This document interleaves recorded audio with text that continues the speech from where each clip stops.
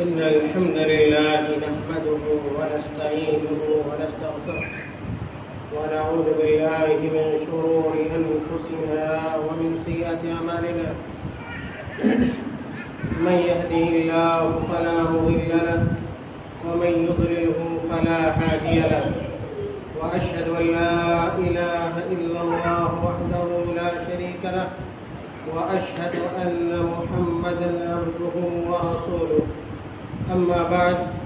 فإن خير الحديث كتاب الله، وخير الهدي هدي محمد صلى الله عليه وسلم، وشر الأمور محدثاتها، وكل محدثة بدعة، وكل بدعة ضلالة، وكل ضلالة في النار. أعوذ بالله من الشيطان الرجيم. بسم الله الرحمن الرحيم. يا أيها الذين آمنوا اتقوا الله حق تقاته ولا تموتن إلا وأنتم مسلمون. يا أيها الناس اتقوا ربكم الذي خلقكم من نفس واحدة وخلق منها زوجها وبث منهما رجالا كثيرا ونساء، واتقوا الله الذي تساءلون به والأرحام، إن الله كان عليكم رقيبا. يا أيها الذين آمنوا اتقوا الله وقولوا قولا سديدا يصلح لكم أعمالكم ويغفر لكم ذنوبكم، ومن يطع الله ورسوله فقد فاز فوزا عظيما. وقال تعالى في مقام آخر: وأن ليس للإنسان إلا ما سعى وأن سعيه سوف يرى. وعن أبي هريرة رضي الله عنه قال: قال رسول الله صلى الله عليه وسلم: الدنيا ملعونة ملعون ما فيها إلا ذكر الله وما والاه ومعلم أو متعلم. رواه الترمذي وحسنه. محترم علماء کرام،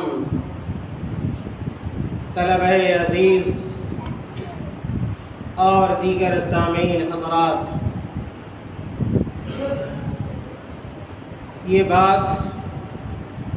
مسلم ہے اور اظہر من الشمس ہے کہ ترقی چاہے دنیا کی ہو یا یہ کہ آخرت کی ہو، ترقی، کامیابی، کامرانی اور فوز و فلاح بلا جد و جہد کے،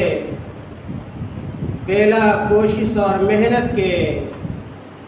حاصل نہیں کی جا سکتی۔ عزیز طلبہ، اس حقیقت کو اللہ رب العالمین نے قرآن کریم کے اندر بڑے واضح انداز میں بیان کیا ہے۔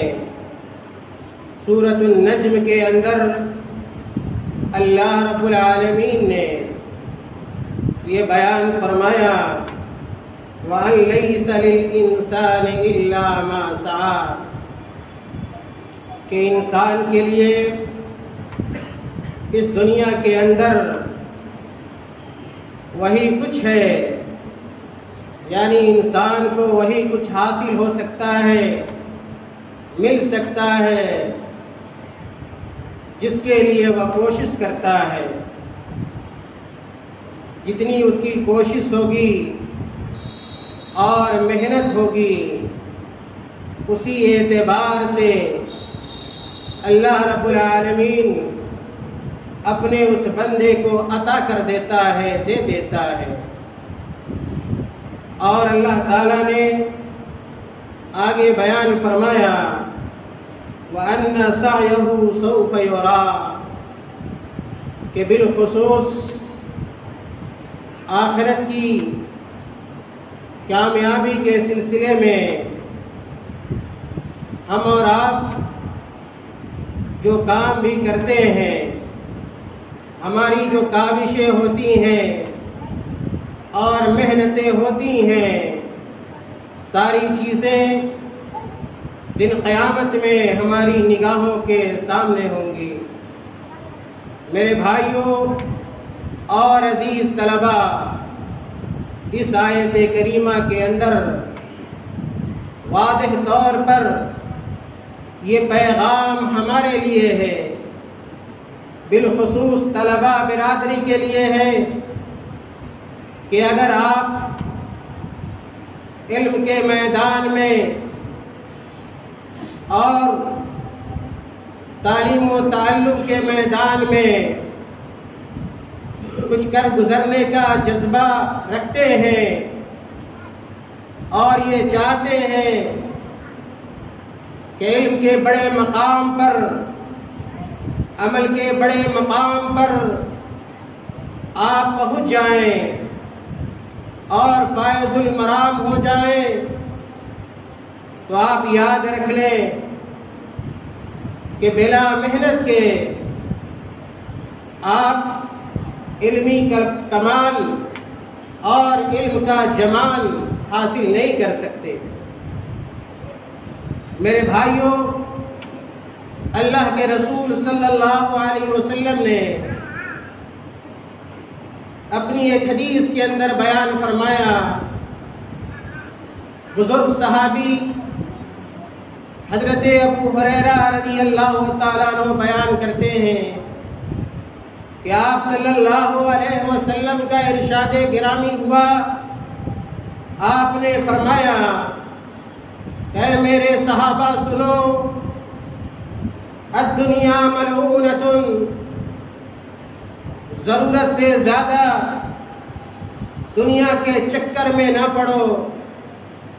دنیا کی رنگینی میں نہ پڑو، دنیا کی دل فریبی میں نہ الجھو، اور یاد رکھو دنیا کی وہ تمام چیزیں جو آپ کو اللہ کی یاد سے غافل کر دے اور آپ اللہ سے دور ہو جائیں، دین سے دور ہو جائیں، کتاب و سنت سے دور ہو جائیں، صحیح عقیدے سے دور ہو جائیں اور اعمال صالحہ سے دور ہو جائیں، دنیا کی جن چیزوں کے عوض اور جن چیزوں کے ذریعے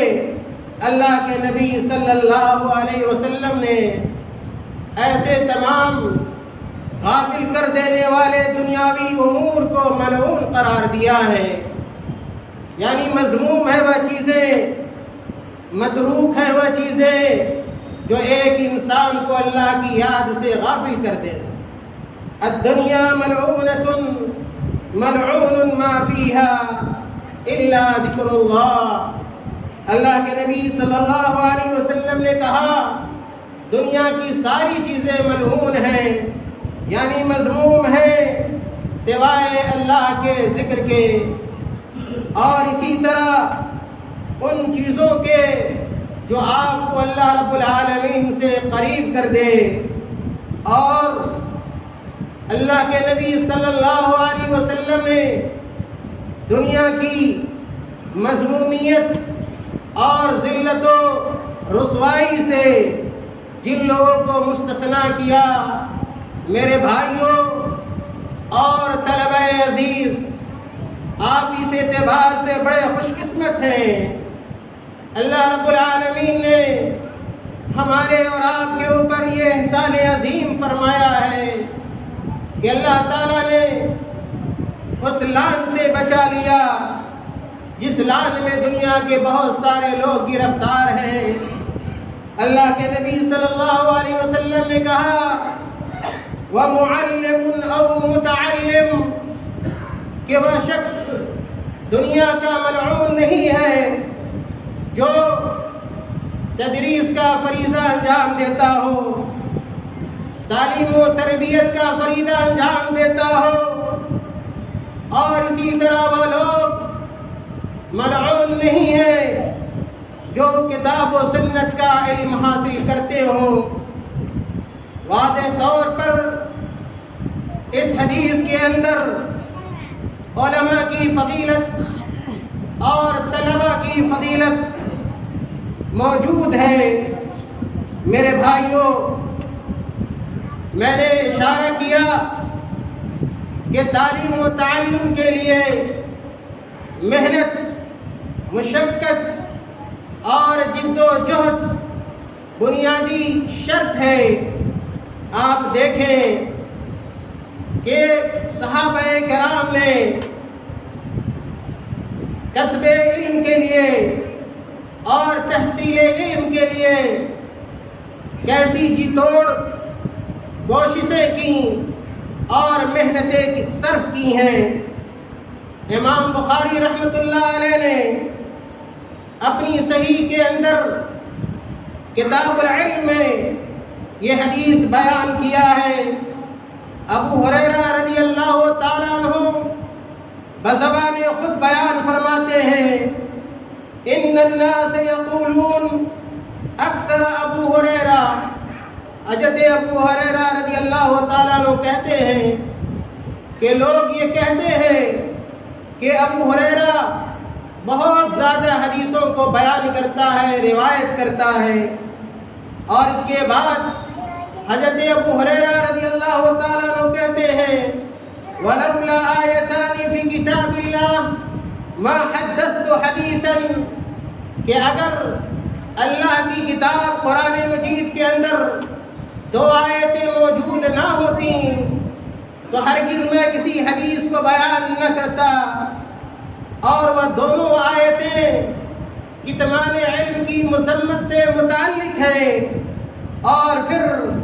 انہوں نے ان دونوں آیتوں کو بیان کیا اور کہا کہ اللہ تعالیٰ بیان فرماتا ہے، ان الذین یکتمون ما انزلنا من البینات والہدی من بعد ما بیناہ للناس فی الکتاب اولئک یلعنہم اللہ ویلعنہم اللائنون الا الذین تابوا واصلحوا وبینوا فاولئک اتوب علیہم وانا التواب الرحیم۔ حضرت ابو ہریرہ رضی اللہ تعالیٰ عنہ کا اشارہ انہی دونوں آیتوں کی طرف تھا کہ اگر یہ دونوں آیتیں موجود نہ ہوتی تو میں اللہ کے رسول صلی اللہ علیہ وسلم کی کسی حدیث کو بیان نہ کرتا۔ اور پھر حضرت ابو ہریرہ رضی اللہ تعالیٰ عنہ علم سے متعلق جو ان کی محنت ہے اور جو ان کی کوشش ہوا کرتی تھی، ان چیزوں کی طرف اشارہ کرتے ہیں اور کہتے ہیں ابو ہریرہ رضی اللہ تعالی عنہ، ان اخواننا من المہاجرین كان يشغلهم السفق بالاسواق وان اخواننا من الانصار كان يشغلهم العمل في اموالهم۔ کہتے ہیں حضرت ابو ہریرہ رضی اللہ تعالی عنہ کہ دیگر صحابہ کرام جو ہمارے دوسرے بھائی ہیں اور مہاجرین کی طرف اشارہ کرتے ہیں کہ مہاجرین یہ تجارت کیا کرتے تھے اور بازاروں میں خرید و فروخت کیا کرتے تھے، جس کی وجہ سے کسب علم کا انہیں اتنا موقع نہیں ملتا تھا جتنا مجھے حاصل تھا۔ اور اسی طرح انصار صحابہ کرام کی طرف اشارہ کرتے ہیں کہ انصار صحابہ یہ اپنے کھیتوں میں کام کیا کرتے تھے اور اناج اگایا کرتے تھے اور اس میں مشغول رہا کرتے تھے۔ اس لیے جس تعداد میں اور جس کثرت کے ساتھ اور تعلیم کا جو موقع مجھے میسر آیا اللہ کے رسول صلی اللہ علیہ وسلم سے، وہ موقع نہ انصار صحابہ کو ملا اور نہ مہاجرین صحابہ کو ملا۔ کہتے ہیں ابو ہریرہ رضی اللہ تعالیٰ عنہ کہ وَإِنَّ أَبَا هُرَيْرَةَ كان يلزمنا رسول الله صلی اللہ علیہ وسلم بشبع بطنه کہ یہ ابو ہریرہ لوگوں کو اپنی طرف متوجہ کیا اور کہا یہ ابو ہریرہ جسے تم دیکھ رہے ہو یہ معمولی خوراک پہ اپنا گزارا کر لیا کرتا تھا، بہت زیادہ مال و دولت کی اسے ضرورت نہیں تھی۔ اور حضرت ابو ہریرہ رضی اللہ تعالیٰ عنہ کا شمار شروع زمانے میں فقراء صحابہ میں، مساکین صحابہ میں ہوا کرتا تھا، معمولی خوراک پر اپنی زندگی گزار لیتے تھے، لیکن اللہ کے رسول صلی اللہ علیہ وسلم کی ہم نشینی کو، آپ صلی اللہ علیہ وسلم کی ہمسائیگی کو، آپ صلی اللہ علیہ وسلم کی ملازمت کو کبھی ترک نہیں کیا کرتے تھے، ہمیشہ لگے رہتے تھے تاکہ اللہ کے نبی صلی اللہ علیہ وسلم سے کسب فیض کر سکیں۔ اور کہتے ہیں وَيَحْضُرُ مَا لَا يَحْضُرُونَ وَيَحْفَظُ مَا لَا يَحْفَظُونَ کہ اللہ کے نبی صلی اللہ علیہ وسلم کے پاس میں جب حاضر ہوا کرتا تھا دوسرے لوگ حاضر نہیں ہوتے تھے۔ اللہ کے نبی صلی اللہ علیہ وسلم کی جن حدیثوں کو سن کر میں یاد کیا کرتا تھا، دیگر صحابہ کرام، بہت سارے صحابہ کرام ان حدیثوں سے محروم رہتے تھے۔ عزیز طلبہ، آپ دیکھیں ابو ہریرہ رضی اللہ تعالیٰ عنہ جو حافظ حدیث ہے، امام المحدثین ہے، کیسے اللہ کے نبی صلی اللہ علیہ وسلم کی شاگردی اختیار کی، اللہ کے نبی صلی اللہ علیہ وسلم کی ہم نشینی اختیار کی، اور بھوکے رہ کر پیاس برداشت کر کے ابو ہریرہ رضی اللہ تعالیٰ عنہ نے علم کے اس چوٹی پر رسائی حاصل کی جس چوٹی پر دیگر صحابہ کرام عزیز طلبہ نہ پہنچ سکے۔ یہ حضرت ابو ہریرہ رضی اللہ تعالیٰ عنہ کی محنت تھی، مشقت تھی، جانفشانی تھی اور انکریزی تھی، جس کی وجہ سے ابو ہریرہ رضی اللہ تعالیٰ عنہ نے یہ اونچا اور یہ اعلیٰ مقام انہوں نے حاصل کیا۔ عزیز طلبہ، اور بھی بہت سارے متقدمین ہیں، متاخرین ہیں، ہمارے پاس بے شمار نماذج ہیں، نمونے ہیں، جنہیں آپ اگر سنیں گے تو یہ سمجھ میں آئے گا کہ اگر ہم نے تعلیم کے اس راستے کو اختیار کیا ہے اور ہم کتاب و سنت کا علم حاصل کرنا چاہتے ہیں تو ہمارے لیے بھی ویسے ہی محنت ضروری ہے جس طرح ہمارے اسلاف نے، چاہے وہ متقدمین علماء کرام ہوں یا متاخرین علماء کرام ہوں، جس طرح انہوں نے محنت کی، مشقت کی، اسی طرح ہم اور آپ بھی اگر محنت کرتے ہیں تو ہم اپنے مقصد میں کامیاب ہو سکتے ہیں۔ آپ دیکھیں امام شافعی رحمت اللہ علیہ کو کتنی محنت سے علم حاصل کیا کرتے تھے۔ محمد بن ادریس الشافعی رحمت اللہ علیہ ایک مرتبہ اپنے شاگرد عزیز امام احمد رحمت اللہ علیہ کے پاس مہمان بن کر جاتے ہیں، اور امام احمد رحمت اللہ علیہ جو امام شافعی رحمت اللہ علیہ کے شاگرد تھے، بڑی شاندار ضیافت فرمائی امام احمد رحمت اللہ علیہ نے، اور رات کا کھانا پروس دیا، رات کا کھانا دسترخوان پہ لگایا امام احمد رحمت اللہ علیہ نے اور امام شافعی رحمت اللہ علیہ نے پیٹ بھر کھانا کھایا،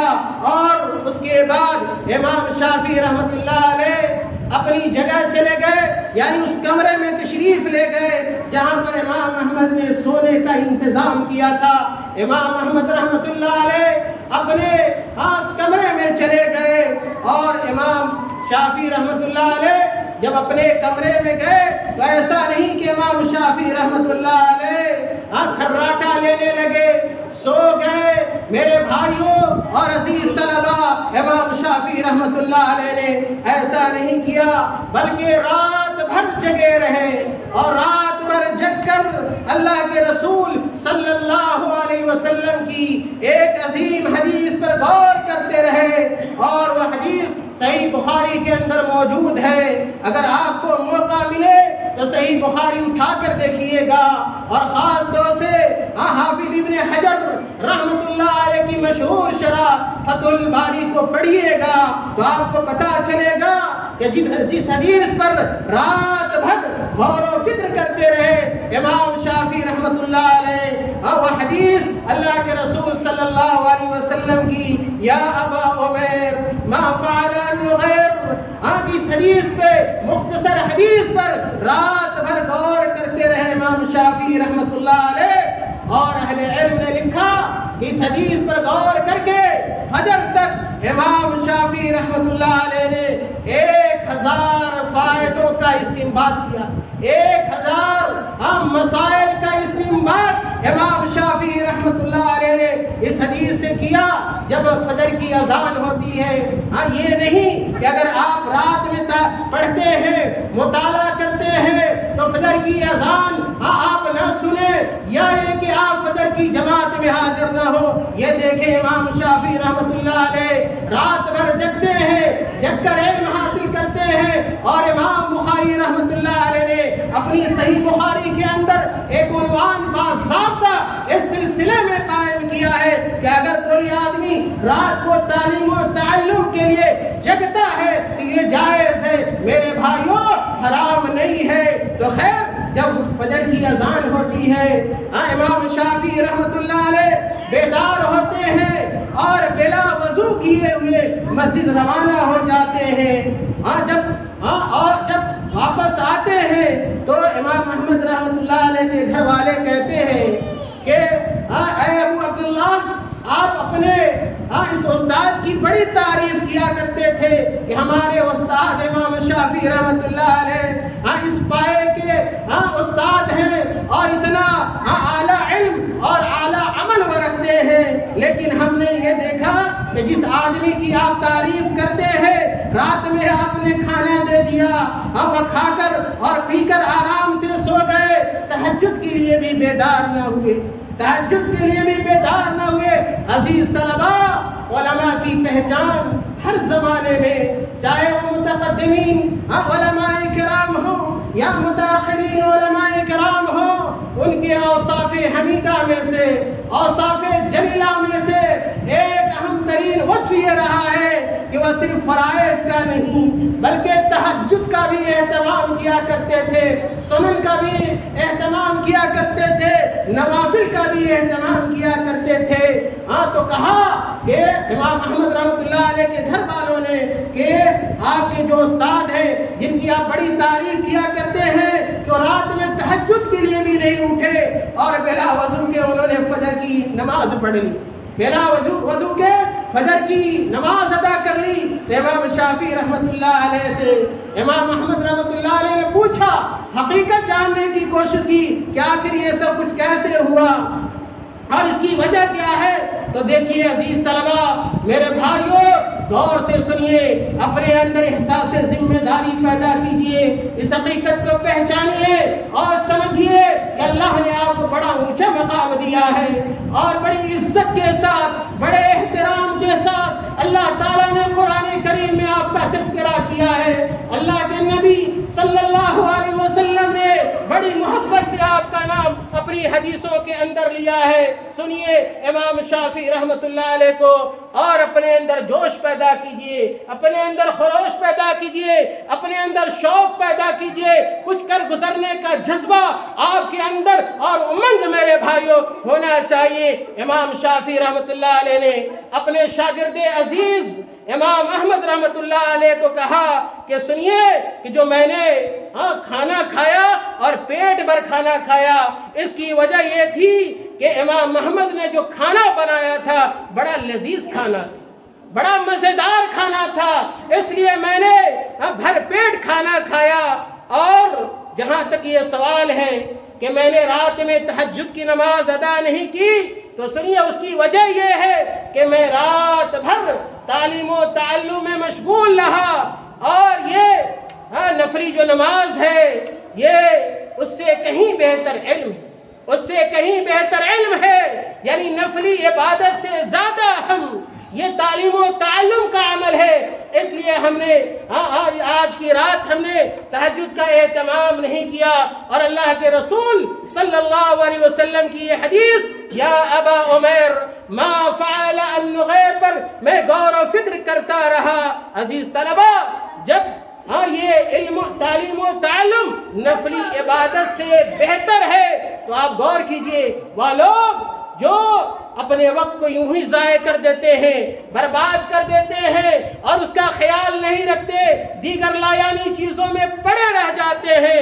وہ کتنے خائب ہیں، کتنے خاسر ہیں، کتنے محروم ہیں، اور کتنی عظیم چیز کو وہ ترک کر دیتے ہیں اور چھوڑ دیتے ہیں۔ اور اس کے بعد امام شافعی رحمۃ اللہ علیہ نے کہا کہ آپ نے یہ دیکھا کہ میں نے فجر کی نماز کے لیے وضو نہیں بنایا اور میں مسجد چلا گیا، اس کی وجہ یہ ہے کہ رات جو ہم نے وضو کیا تھا عشاء کی نماز کے لیے ہمارا وضو ٹوٹا نہیں تھا۔ یہ علماء، یہ طلبہ ہر حال میں ہمہ وقت یہ پاک صاف رہتے ہیں، یہ طاہر رہتے ہیں، یہ باوضو ہوتے ہیں اور ہمیشہ سنن و نوافل کا اہتمام کرتے ہیں۔ میرے بھائیوں اور عزیز طلبہ، امام شافعی اور رحمت اللہ علیہ کا یہ مشہور واقعہ ہمیں یہ پیغام دیتا ہے کہ اگر ہم واقعی طالب علم ہیں اور ہم کتاب و سنت کے میدان میں کچھ کمال پیدا کرنا چاہتے ہیں،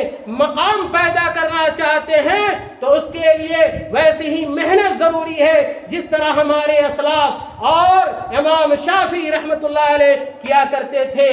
امام شافعی رحمت اللہ علیہ کی محنت ہے جس کی وجہ سے آج بھی دنیا میں ان کا نام لیا جاتا ہے اور ان کی کتابیں دنیا کی لائبریریوں کے اندر موجود ہیں۔ آپ کتاب العلوم پڑھ جائیے، الرسالہ پڑھ جائیے، احکام القرآن پڑھ جائیے، اور اسی طرح امام شافعی رحمت اللہ علیہ کے اشعار کا جو مجموعہ ہے، جو دیوان ہے، خاص طور سے میں اپنے طلباء کو کہا کرتا ہوں، شاگردوں کو کہا کرتا ہوں کہ اپنے وقت کو آپ ضائع نہ کریں، اپنے وقت کو برباد نہ کریں۔ اگر موقع ملے تو آپ امام شافعی رحمت اللہ علیہ کی سیرت کو پڑھیں، ان کی سوانح کو پڑھیں، اور تعلیم و تعلم اور اچھے اخلاق و کردار سے متعلق جو ان کے سنہرے اشعار ہیں ان اشعار کو حفظ کرنے کی کوشش کریں۔ میرے بھائیوں، ایک چھوٹا سا واقعہ اور آپ کے سامنے رکھ کر میں اپنی بات ختم کروں گا۔ کئی مثالیں ہیں، انشاءاللہ موقع ملا آئندہ باتیں ہوں گی۔ ایک محنت سے متعلق دیکھیں، لوگوں نے لکھا ہے، امام کسائی رحمت اللہ علیہ، امام کسائی رحمت اللہ علیہ ابو الحسن علی بن حمزہ الکوفی الکسائی رحمت اللہ علیہ ہیں، ان سے متعلق آتا ہے کہ انہوں نے علم نحو کو حاصل کرنے کی بڑی کوشش کی، بڑی محنت کی، کسی طرح نحو کا علم انہیں حاصل ہو جائے، لیکن اس میں وہ درک حاصل نہ کر سکی، اور محنت کے باوجود ایسا لگا کہ علم نحو میں وہ کمال حاصل نہیں کر پائیں گے۔ ایک دن امام کسائی رحمت اللہ علیہ دیکھتے ہیں کہ ایک چونٹی دیوار پہ چڑھ رہی ہے، ایک چونٹی اپنا خوراک لے کے، اپنا دانہ لے کے دیوار پہ چڑھتی ہے، لیکن گر جاتی ہے، چڑھنے کی کوشش کرتی ہے، پھر گر جاتی ہے، لیکن یہ چونٹی ہار نہیں مانتی، جہد مسلسل ہے، اور تسلسل کے ساتھ لگاتار ایک معمولی حقیر اور معمولی مخلوق چونٹی اپنے مقصد کو فوت نہیں کرتی۔ یہ پورا منظر امام کسائی رحمت اللہ علیہ دیکھ رہے ہوتے ہیں اور اس سے بڑے متاثر ہوتے ہیں اور کہتے ہیں کہ جب چونٹی جہد مسلسل کی وجہ سے اپنے مقصد کو پا سکتی ہے، حاصل کر سکتی ہے، تو میں کیسے علم و عمل کے میدان میں اور علم نحو کو میں کیسے حاصل نہیں کر سکتا۔ میرے بھائیوں، اس سے متاثر ہو کر اور سبق لے کر امام کسائی رحمت اللہ علیہ نے دوبارہ محنت کرنی شروع کی اور مشقت انہوں نے برداشت کی، یہاں تک کہ آپ سب کو معلوم ہے کہ امام کسائی رحمت اللہ علیہ دنیا کے ان لوگوں میں شمار ہونے لگے جو علم نحو کے امام فن قرار دیے جاتے ہیں۔ اور امام شافعی رحمت اللہ علیہ نے امام کسائی کے بارے میں کہا من اراد ان يتبحر في النحو فهو عيال على الكسائی۔ امام ذہبی رحمت اللہ علیہ نے امام شافعی رحمت اللہ علیہ کی اس قول کو سیر اعلام النبلاء کے اندر بیان کیا ہے۔ کہا امام شافعی رحمت اللہ علیہ نے کہ جو آدمی آدمی علم نحو میں کمال حاصل کرنا چاہتا ہو اس کے لیے ضروری ہے کہ وہ امام کسائی رحمت اللہ علیہ کو پڑھے اور ان سے علم حاصل کرے۔ ہر آدمی محتاج ہے، فقیر ہے امام کسائی رحمت اللہ علیہ کے علم کا، ان کے فن کا۔ امام کسائی رحمت اللہ علیہ صرف نحو میں نہیں، قرات میں بھی، عربی زبان کے اندر بھی بڑی مہارت رکھا کرتے تھے۔ میرے بھائیوں بہت ساری ان کی کتابیں ہیں، اگر مل سکیں تو آپ پڑھیں۔ یہ معانی القرآن ہے، القراءات ہے، النوادر ہے، النحو ہے، الہجا ہے، الہاءات ہے، یہ ساری کتابیں امام کسائی رحمت اللہ علیہ کی ہے۔ اور بھی باتیں کہنی تھیں کہ ڈاکٹر عبد الرحیم رحمت اللہ علیہ کے بارے میں، اسی طرح علامہ عبدالعزیز میمنی کے بارے میں، اور اسی طرح عبد المجید حریری رحمت اللہ علیہ کے بارے میں، اور شیخ تقی الدین ہلالی مراکشی کے بارے میں، مولانا عبدالرؤف رحمانی جھنڈا نگری کے بارے میں، اور اسی طرح مولانا عبدالقیوم رحمانی اور مولانا محمد یوسف سورتی رحمت اللہ علیہ کے بارے میں انشاءاللہ زندگی باقی رہی تو بات ہوگی۔ اللہ تعالیٰ سے دعا کریں کہ اللہ تعالیٰ ہمیں اور آپ کو نیک عمل کی توفیق عطا فرمائے، اللہ تعالیٰ ہمیں علم و عمل کی توفیق عطا فرما دے، اللہ تعالیٰ ہمارے اندر علم کی راہ میں محنت کرنے اور مشقت برداشت کرنے کا جذبہ پیدا کر دے، اللہ تعالیٰ ہمارے دل میں کتاب و سنت کی محبت پیدا کر دے، شوق اور لگن پیدا کر دے، اللہ تعالیٰ ہمیں اپنا محبوب بندہ بنا لے، اللہ تعالیٰ ہماری حفاظت فرمائے ہر قسم کے گناہوں سے، معصیت سے، منکرات سے، جب تک اس دنیا میں ہم زندہ رہیں اسلام پر قائم و دائم رہیں، اور جب ہمارا خاتمہ ہو ایمان پر ہو۔ وآخر دعوانا الحمدللہ رب العالمین۔